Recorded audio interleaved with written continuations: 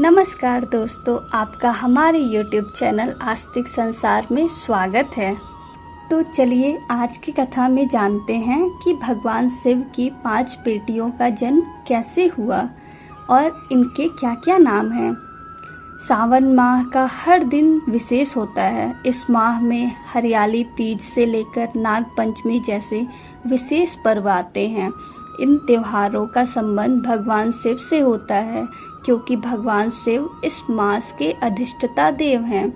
इस मास में भगवान शिव अपने परिवार समेत पृथ्वी पर आते हैं और यहीं से ब्रह्मांड का संचालन करते हैं। शिव परिवार में आप भगवान शिव, माता पार्वती और पुत्र गणेश और कार्तिकेय के बारे में जानते हैं, लेकिन क्या आपको पता है भगवान शिव की 5 और बेटियां थीं जिनका जन्म अनजाने में ही हो गया। आइए जानते हैं भगवान शिव और माता पार्वती की 5 पुत्रियों के बारे में। कथा के अनुसार एक बार भगवान शिव और माता पार्वती सरोवर में जल क्रीड़ा कर रहे थे। उसी समय संयोगवश भगवान शिव का वीर्यस्खलन हो गया। उसी समय भगवान शिव ने अपने वीर्य को पत्ते पर रख दिया। उस वीर्य से 5 कन्याओं का जन्म हुआ, लेकिन ये कन्याएं मनुष्य रूप में ना होकर नाग रूप में थीं। माता पार्वती को इस बारे में कोई जानकारी नहीं थी कि शिवलीला से 5 नाग कन्याओं का जन्म हुआ है, लेकिन भगवान शिव को सब पता था और वह उनसे गणेश और कार्तिकेय की तरह स्नेह भी रखते थे। इसलिए वह हर सुबह जाकर सरोवर के पास 5 नाग कन्याओं से मिलते और उनके साथ खेलते थे। ऐसा कई दिनों तक चलता रहा। माता पार्वती को शक हुआ कि आखिर महादेव इतनी सुबह कहाँ चले जाते हैं।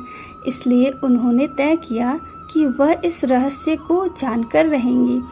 एक दिन जब भगवान शिव सरोवर के लिए सुबह सुबह निकले तो माता पार्वती भी उनके पीछे पीछे सरोवर तक पहुंच गई।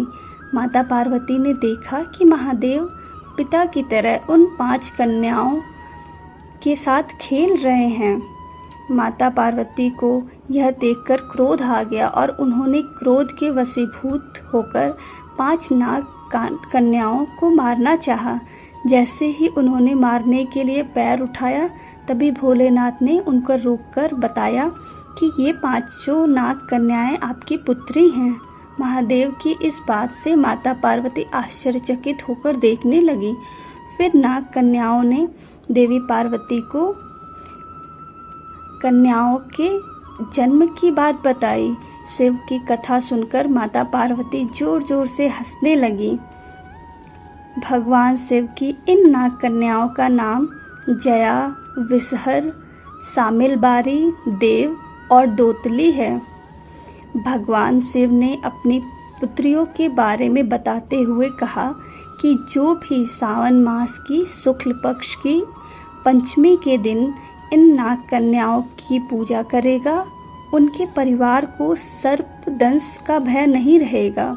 साथ ही इन देवियों की कृपा से घर में कभी धन्य धान्य की कमी नहीं होती। इसी कारण सावन कृष्ण पंचमी और सावन शुक्ल पंचमी के दिन इन 5 नाग कन्याओं की पूजा की जाती है।